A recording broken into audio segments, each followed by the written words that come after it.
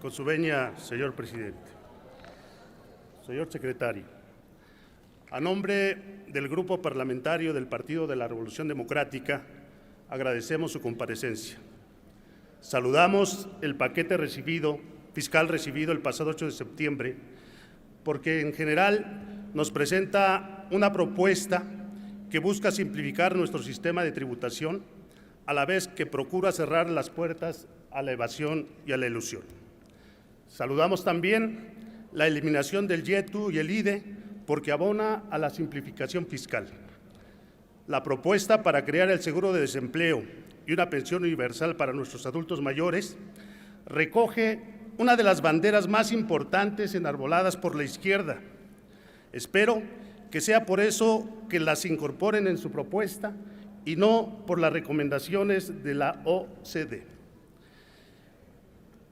En el tema de la ley de ingresos, de la propuesta de la ley de ingresos para el ejercicio fiscal 2014, señor secretario, nos alarma su propuesta para que se autorice al Ejecutivo Federal disponer alegremente de los recursos del Fondo de Estabilización de los Ingresos Petroleros por 85,000 millones de pesos, y creemos que ese recurso debe ir a inversión productiva. Sería muy importante para el desarrollo del país.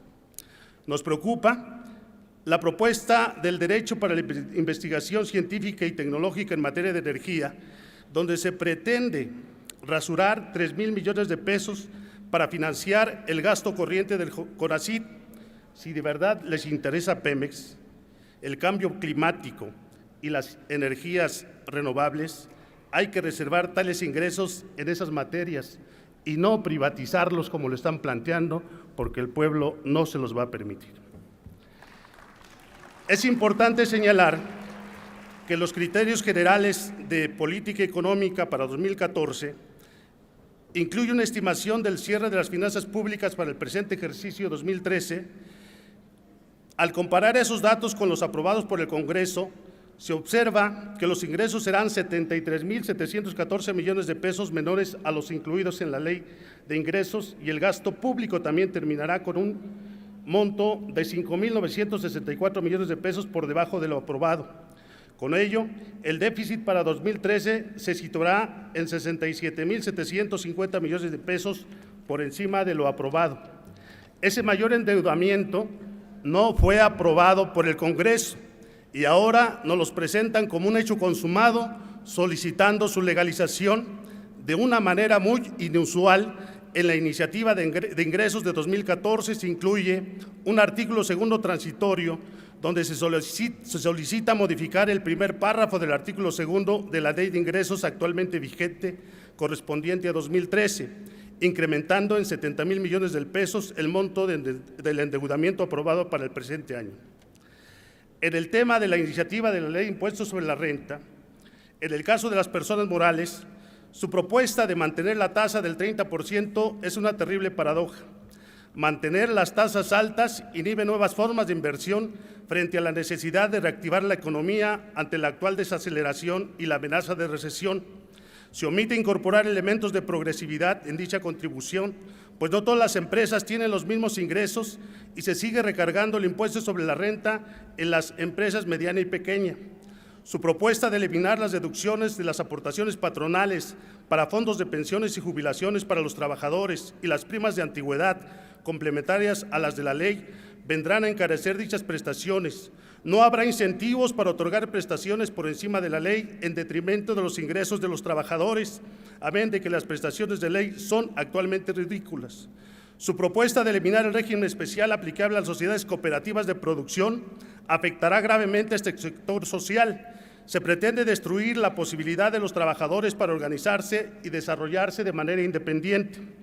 Su propuesta de eliminar el régimen simplificado aplicable a las empresas del sector primario, agrícola, ganadera, silvícola o pesquera, si bien evitará la elusión de los grandes corporativos de producción del campo, afectará severamente a las organizaciones campesinas de producción, destruyendo la capacidad económica de los grupos sociales más vulnerables del país, como son los campesinos y las comunidades indígenas. Su propuesta de derogar el régimen de consolidación fiscal es sin lugar a dudas un engaño, pues se propone el denominado régimen fiscal opcional para los grupos de sociedades, que vienen a ser una consolidación fiscal acotada.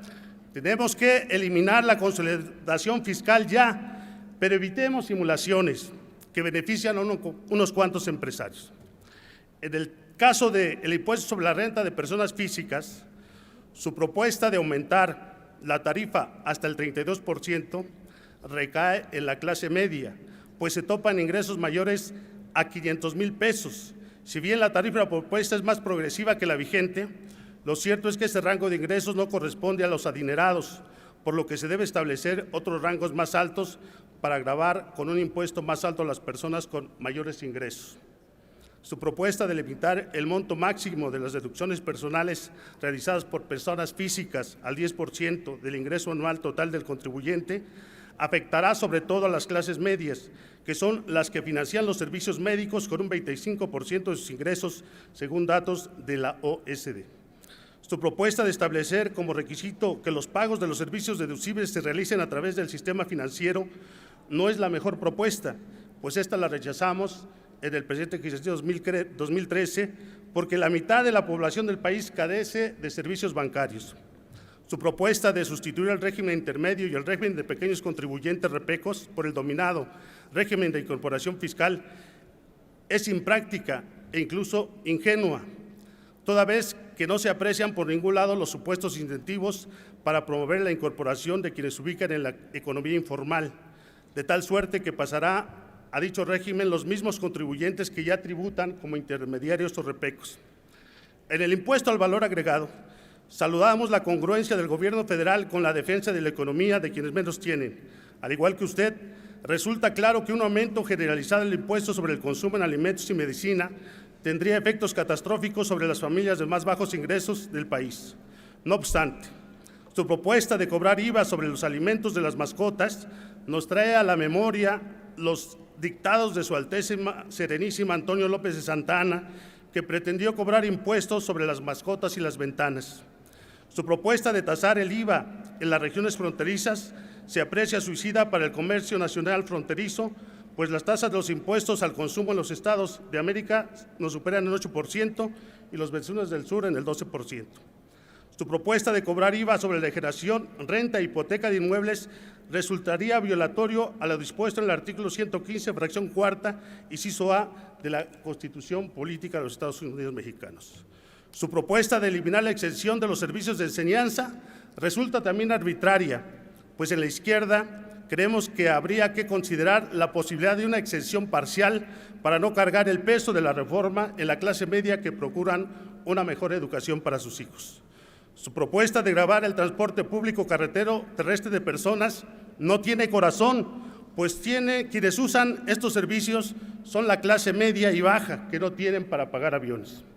Su propuesta de eliminar las exenciones a los espectáculos públicos mataría la historia del Sistema Nacional de Coordinación Fiscal, pues no debemos olvidar que en sus inicios es una de las pocas contribuciones que se reserva a los estados. Y ya no hablar de que se quiere gravar con IVA hasta los chicles. Señor secretario, su iniciativa de establecer nuevos impuestos disfrazados de ambientales es una afrenta a la economía popular. La propuesta de impuestos a los combustibles fósiles se sumará a las tasas aplicables al diésel y a la gasolina, así como los impuestos a las gasolinas destinados a las entidades federativas. Gran favor para las clases más desprotegidas. Sería interesante que nos informara sobre el impacto inflacionario de tales medidas en los precios de los alimentos, por ejemplo, en el transporte de pasajeros. En este tenor, señor secretario, los diputados del Grupo Parlamentario del PRD en esta Cámara habremos de participar activamente en el debate que hoy nos trae aquí, para lo cual nos ponemos a sus órdenes.